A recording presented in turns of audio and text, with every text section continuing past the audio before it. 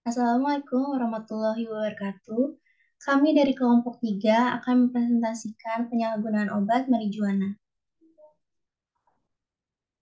Dengan nama kelompok yang pertama ada Sifa Azaria Maulida dengan NIM 087, Angel Natasha Wijaya dengan NIM 092, Siti Arimbi dengan NIM 099, Sabrina Dwi Risya dengan NIM 103, Muhammad Abizaki dengan NIM 107. Di sini saya akan menjelaskan mengenai penyalahgunaan obat. Penyalahgunaan obat adalah penggunaan obat yang dapat menimbulkan keadaan yang tak terkuasai oleh individu dan dilakukan di luar pengawasan medis, atau yang dapat menimbulkan keadaan yang membahayakan atau mengancam masyarakat. Lalu selanjutnya saya di sini akan menjelaskan mengenai marijuana. Marijuana atau ganja adalah zat yang diproduksi dari tanaman cannabis sativa. Obat ini digunakan karena mengandung bahan kimia aktif, yaitu THC, yang dapat menyebabkan relaksasi dan meningkatkan penginderaan.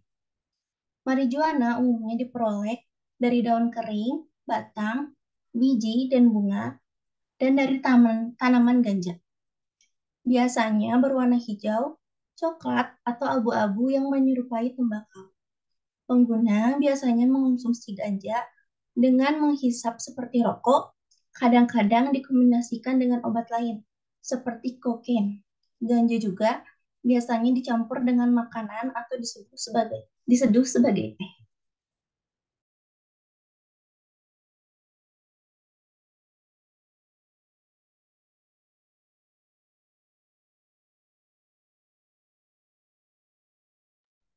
Lalu ada ciri-ciri dan karakter dari marijuana. Yang pertama, tinggi pohon 240 sampai 360 cm. Yang kedua, lebih jarang-jarang. Yang ketiga, daunnya ramping, tipis, panjang, dan berdaun menjari dengan bunga jantan dan betina ada di tanaman berumah dua. Bunganya kecil-kecil dalam dompolan di ujung ranting. Berasal dari negara Meksiko, Kolombia, Amerika Tengah, Asia Tenggara. Dikatakan THC-nya lebih tinggi daripada CBD-nya. Mengandung tetrahidrokannabinol dan cannabidiol yang membuat pemakainya mengalami euforia. Ganja hanya tumbuh di pegunungan tropis dengan ketinggian di atas 1.000 meter di atas permukaan laut.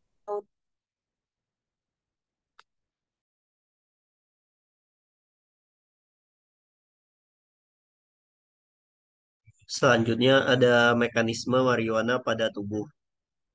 Nah,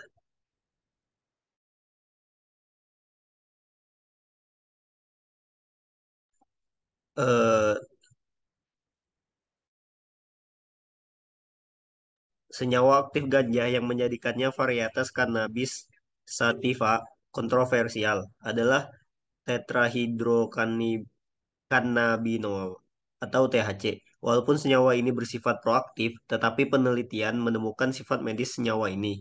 Lalu, bagaimana cara THC senyawa aktif ganja dalam tubuh manusia? Peneliti menemukan THC dalam ganja tidak dapat menyebabkan overdosis.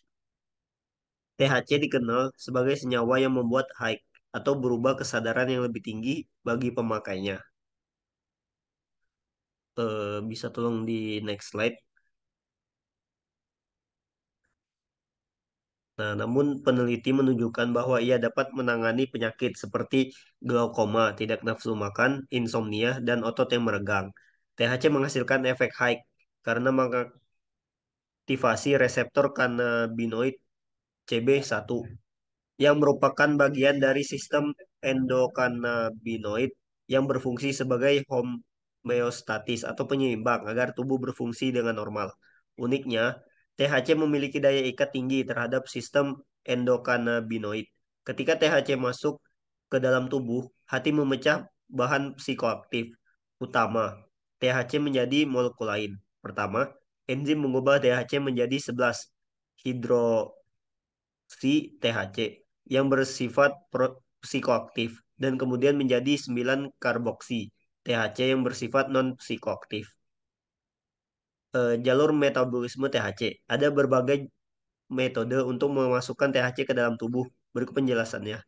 Yang pertama itu caranya yaitu inhalasi atau menghirup. Ketika senyawa THC masuk ke dalam tubuh dengan cara dibakar atau dihisap, maka akan masuk ke paru-paru, diserap, dan masuk ke dalam aliran darah.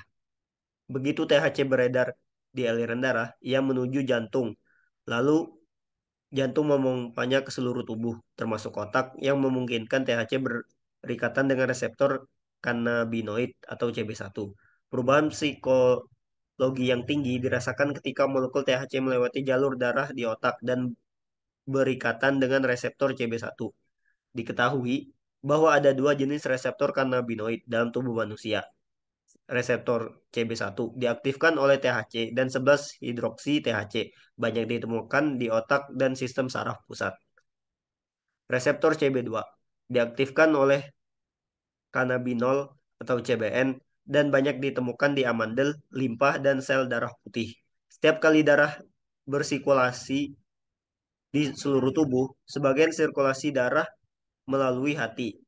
Di hati, molekul THC dimetabolisme menjadi molekul psikoaktif 11 hidroksi THC dan molekul non-psikoaktif 9 karboksi THC. Setelah itu, kedua molekul tersebut menuju ke jantung bersama dengan molekul THC.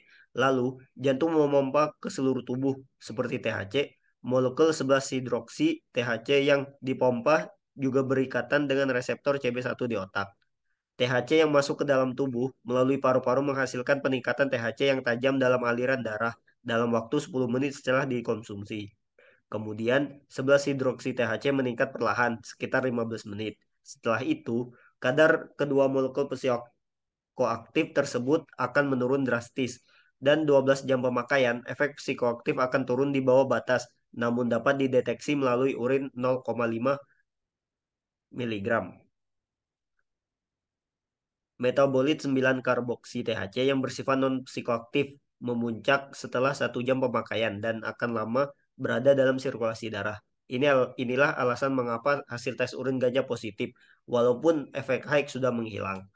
Nah, yang kedua itu caranya adalah menelan atau ingestion. Cara kerja THC dalam tubuh dengan cara ditelan akan masuk ke sistem pencernaan. Kemudian, THC akan masuk ke aliran darah melalui dinding usus dan lambung. Sekian dari penjelasan saya.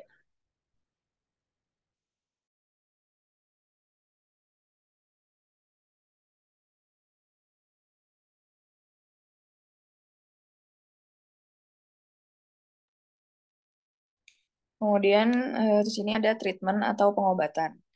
Yang pertama itu terapi menggunakan obat substitusi.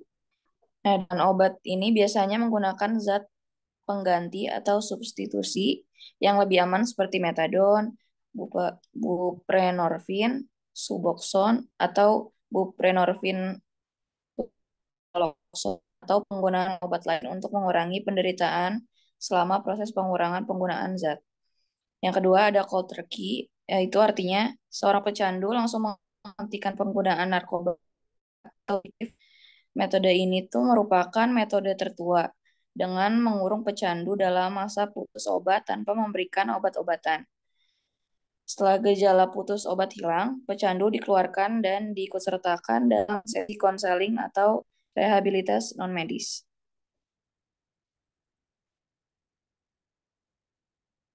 Kemudian yang ketiga ada terapi substitusi opioida.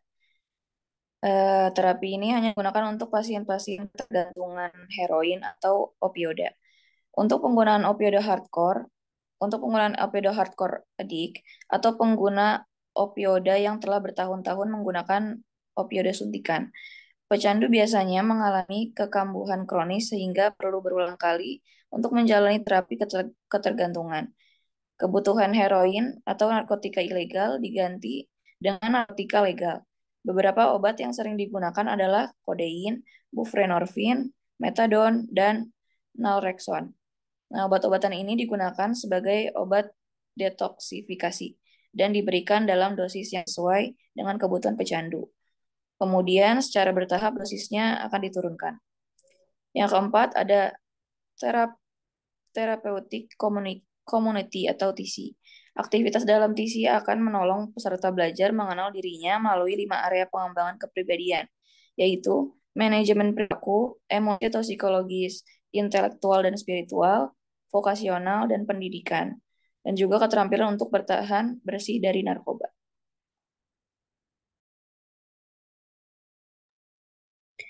Selanjutnya ada symptoms atau gejala. Gejala sakau yang disebabkan oleh narkoba ini meliputi gejala emosional dan gejala fisik.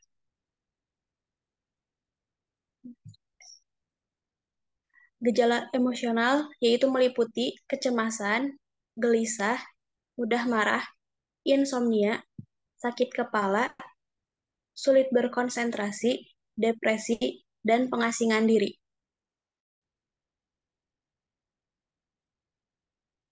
Lalu gejala fisik yang dialami individu yaitu meliputi berkeringat, jantung berdebar, detak jantung keras, otot menegang, dada terasa sesak, kesulitan bernapas, tremor, mual, muntah, atau diare.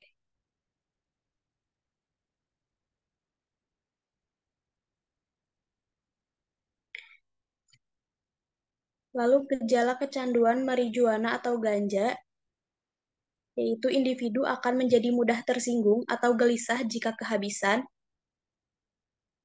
Lalu saat pengaruh negatif meningkat, mereka akan terus menggunakannya.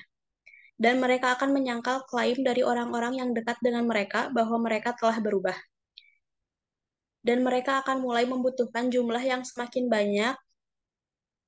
Mereka juga akan menghabiskan lebih banyak waktu untuk memikirkan sensasi saat menggunakannya, serta penggunaan zat akan mulai mengambil peran sentral dalam kehidupan mereka, dan juga mereka akan menghabiskan lebih banyak waktu dan uang untuk memperoleh lebih ganja.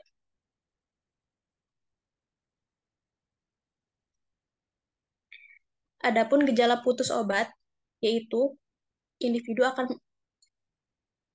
akan bersifat mudah marah, kecemasan dan insomnia, kehilangan selera makan, lalu menghasilkan air liur yang berlebih, denyut nadi menurun, perubahan suasana hati yang meningkat, dan peningkatan perilaku agresif.